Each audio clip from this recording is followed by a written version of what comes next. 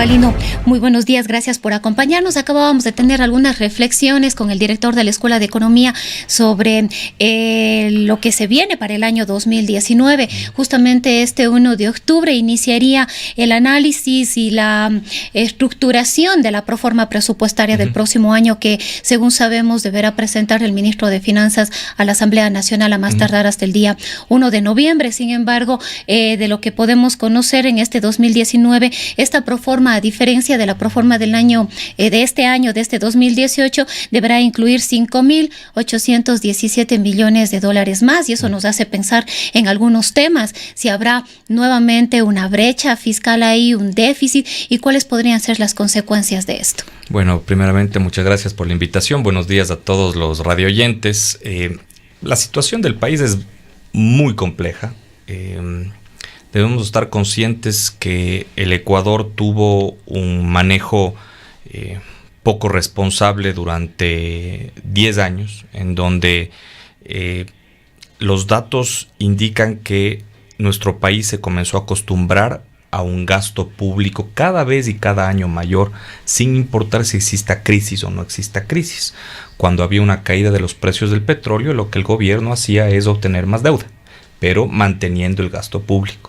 Si eso lo trasladamos a una empresa, o más sencillo, a un hogar, en donde nos reducen el ingreso y nosotros nos endeudamos para mantener nuestra vida o nuestra calidad de vida, en algún momento esa situación de ese hogar o de esa empresa o de ese país va a terminar en una crisis, en una liquidación de una empresa, o en un país puede llegar a un default, como ha sucedido en algunos países a nivel mundial. El Ecuador tiene podríamos decir suerte, pero la decisión de tomar al dólar como moneda no fue una decisión de suerte, sino ha ayudado, y fue una necesidad en su momento, ha ayudado a darle una estabilidad económica al país. Si no, hubiera sido muy probable que nuestro nivel económico o nuestra situación económica esté muy cercana a lo que sucede en Venezuela, con devaluaciones e inflaciones que ya el Fondo Monetario Internacional ya no tiene cómo calcularlas porque sobrepasa cualquier lógica. Bajo esta situación, durante 10 años de un manejo en donde todos los ecuatorianos nos acostumbramos a un gasto público sumamente alto y cada vez más alto, en donde el Estado iba creciendo en su cantidad de empleados, pues lógicamente un año después de ese cambio, en donde recordemos que el primer ministro de Finanzas de este año siguió más o menos con una misma línea de gastos sin buscar una reducción de ese egreso público, igual la siguiente ministra, y ya desde el mes de mayo inclusive se están sincerando mucha información. Ahora por fin podemos conocer realmente cuál es la participación de la deuda pública sobre el PIB. Antes habían cálculos que llegaban a 60,000, 65,000 dólares, mientras que el gobierno pasado decía que otros números. 34,000 millones era la deuda, pero ahora se sabe muy bien que entre deuda pública y privada se llega más o menos a interna y externa se llega más o menos a 60,000 millones de dólares, que es el 60% del PIB y está completamente por encima de la lógica constitucional. Entonces, bajo ese escenario es sumamente complejo que un año y 3 meses después de 10 años de un manejo dependiente del gasto público y el petróleo, un año después estemos todos perfectos, bollantes y creciendo a tasas importantes más que el crecimiento de la población. Era lógico pensar que el proceso va a ser complejo, porque hay un tema trascendental en que muchos analistas un poco más pesimistas indican que no se ha reducido el gasto público. Reducir el gasto público no es tan sencillo en la parte del gasto corriente que hablamos de sueldos, porque detrás de reducir ese gasto público están personas con familia, y además que todavía el sector privado no está en la capacidad de poder absorber ese empleo que se pierde. Y no era solamente el tema del gasto público, hablábamos también con el economista Rivera que otra de las preocupaciones es que redujo el gobierno sus gastos en inversión, mejor dicho, la inversión pública, pero el sector privado tampoco está todavía en capacidad de asumir y de invertir lo que el Estado no puede hacer. Usted acaba de tocar algo, creo yo, lo más importante y clave en el proceso de un crecimiento sostenido en el mediano plazo del Ecuador. Una cosa va a ser que toda la responsabilidad de salir de esta situación económica recaiga en el gobierno, con potenciales reducciones en gasto público, con reducciones en deuda, con prepago de deuda para obtener barriles, como se hizo recientemente con China, que se prepagó una deuda para obtener los barriles que se habían entregado por esa deuda. Perdón. Y esa parte es necesaria, pero no es lo único que se debe hacer. Aquí va a jugar un papel fundamental. Primero, la seguridad que tenga el sector privado para invertir, y por último, la inversión que genera el sector privado. Porque esa inversión va a generar mayor producción y por lo tanto mayor necesidad de empleo. Y ahí sí el sector público podría desprenderse de una cantidad mayor de personas para que el sector privado los pueda absorber. Recordemos que yendo con la lógica de este gasto público desproporcionado, hace algunos años muchos trabajadores del sector privado salían del sector privado para irse al público por una simple razón: el sueldo. No la seguridad, no la permanencia, sino el sueldo. Ahora vemos que ese sueldo fue completamente manejado de manera irresponsable, y las personas que se trasladaron del privado al público por ese sueldo ahora están viviendo momentos complejos. Si es que no están despedidos, están potencialmente yendo a ser separados de las instituciones públicas, y el sector privado debería absorber. Pero insisto, este es un proceso que debe irse adaptando, la reducción de este manejo, de este gasto público, con el crecimiento en la seguridad del sector privado y, por supuesto, solucionando problemas del sector privado para ser más competitivo. Sí, porque justamente se habla de que para el próximo año Finanzas deberá conseguir alrededor de 8.000 millones de dólares para pagar todos sus gastos y todas sus obligaciones. Entonces nos preguntamos de dónde van a salir estos recursos. La alternativa es nueva deuda, más deuda, si justamente lo que hemos hecho es venir criticando toda esta gran cantidad de deuda que hemos tenido, pero ahora igual no nos queda más acceder nuevamente a deuda. Claro que hay una gran diferencia. La deuda per se no es mala cuando usted la puede pagar, y también la deuda no es mala cuando usted la adquiere a tasas razonables y a tiempos razonables. Pero lo que sucedió después de la caída del petróleo en el 2015, el Ecuador siguió gastando ese mismo nivel. Ya en el 2016 comenzó a bajar un poco ese gasto, porque en realidad ya no tenía dinero, y además de todo el mercado internacional, el que nos presta el dinero, comenzó a darle o a generar un mayor riesgo al país. Entonces, por lo tanto, las tasas comenzaron a crecer. Recordemos que el Ecuador rompió el récord de venta de bonos, no recuerdo en qué año, creo que fue 2016, poniéndolo al 10,75%. En el mundo históricamente no ha habido esa tasa de interés pagada por un país. Y eso lo comenzamos a sufrir ahora, en donde los mercados siguen cerrados.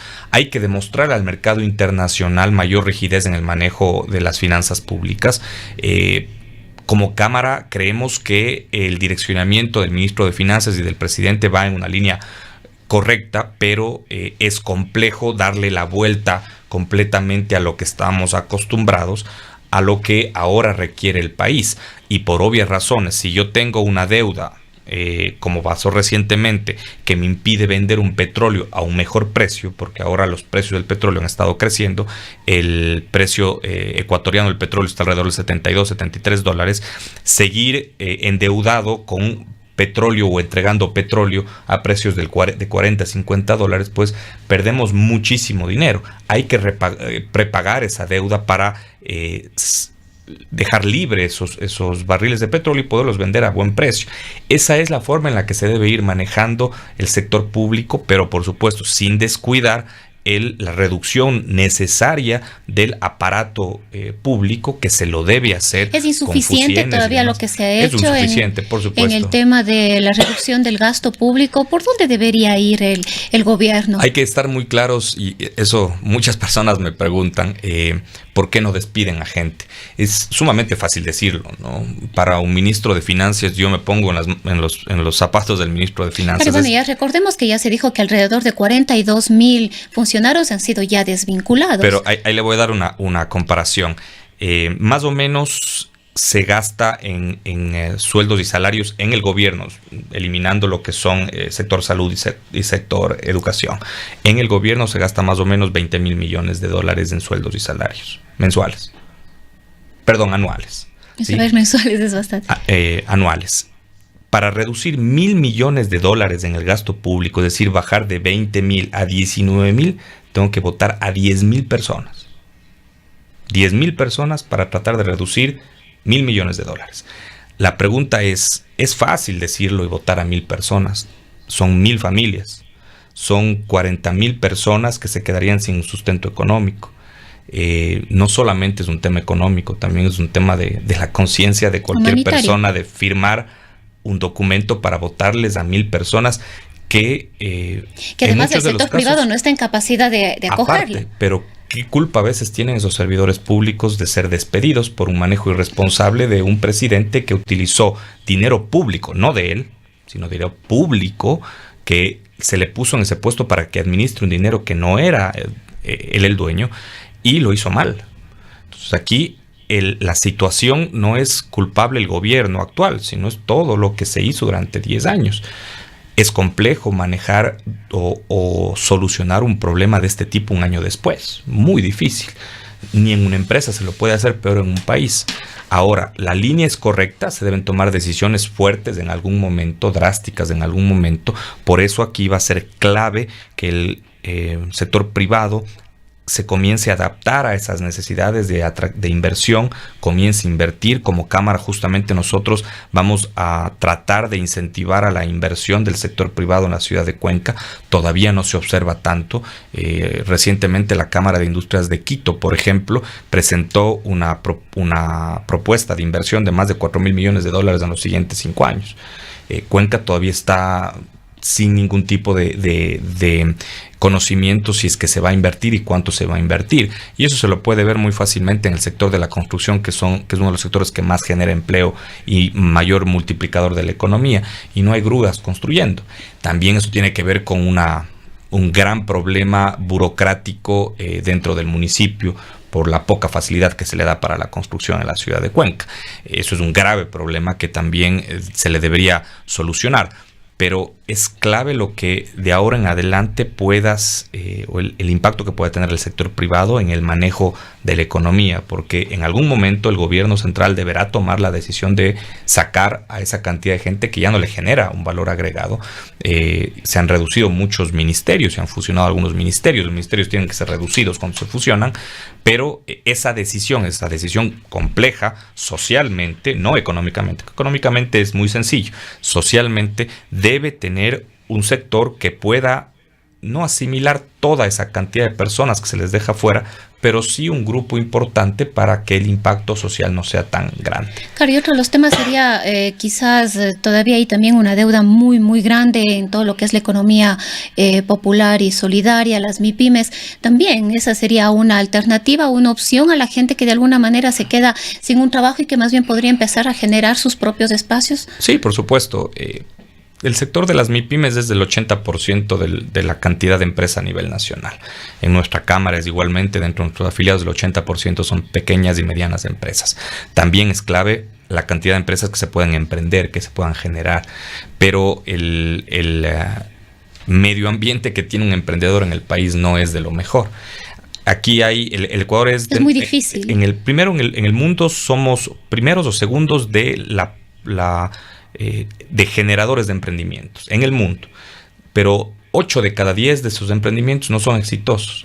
Por una simple razón: el emprendimiento en el Ecuador no es generado por convicción, es generado por necesidad. Aquí la gente emprende porque no tiene empleo. Entonces la visión de ellos no está o no tienen todo ese conocimiento de qué se necesita para generar una empresa, todos los trámites laborales, todos los trámites tributarios, todos los trámites societarios, etcétera. Peor si estamos hablando de sectores alimenticios, cuando se tienen que sacar licencias o permisos de producción de alimentos o licencias de manejo de inocuidad y de salud en los productos.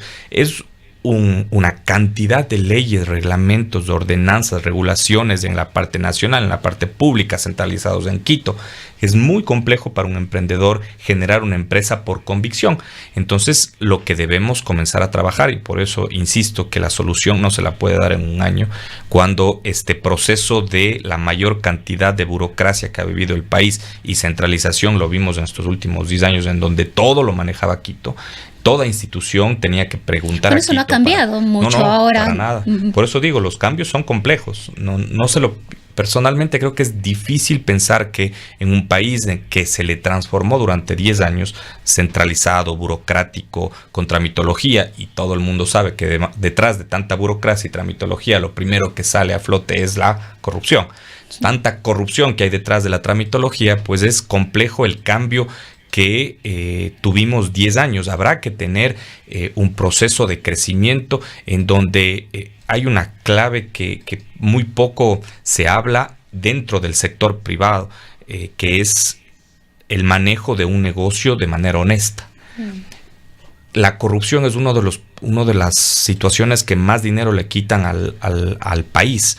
Y la corrupción no solamente viene desde el servidor público. Generalmente el corruptor es un representante del sector privado que tiene que pagar para obtener alguna licencia porque no se la dan, porque no puede parar el proceso de producción, etcétera. Posiblemente la lógica sí sea esa, pero no debemos caer en un nivel de corrupción tal en donde no importe con tal de obtener lo que la empresa desea. Lo mismo sucedió durante 10 años que muchas personas tienen el análisis, bueno, nos robaron pero nos dieron obras. No, esa no debe ser la lógica de un país. La lógica debe darse obras porque el dinero que está manejando esa persona que está de autoridad pública, local o nacional, no es de él. Ser honesto.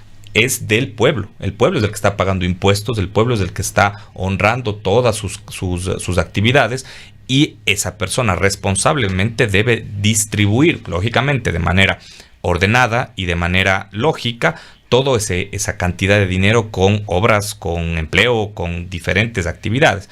Pero el crecer o hacerle crecer a un país nuevamente basado en estos niveles de corrupción tampoco genera una sostenibilidad. Después vendrá otra persona creyendo o convenciendo de que va a solucionar los problemas del país, vamos a votar por esa persona creyendo que es El Salvador, y después vamos a seguir teniendo los mismos problemas porque el fondo del problema no se soluciona. Bien, queremos agradecer al economista Andrés Robalino, él es director ejecutivo de la Cámara de Industrias y Producción y Empleo de aquí de la ciudad de Cuenca.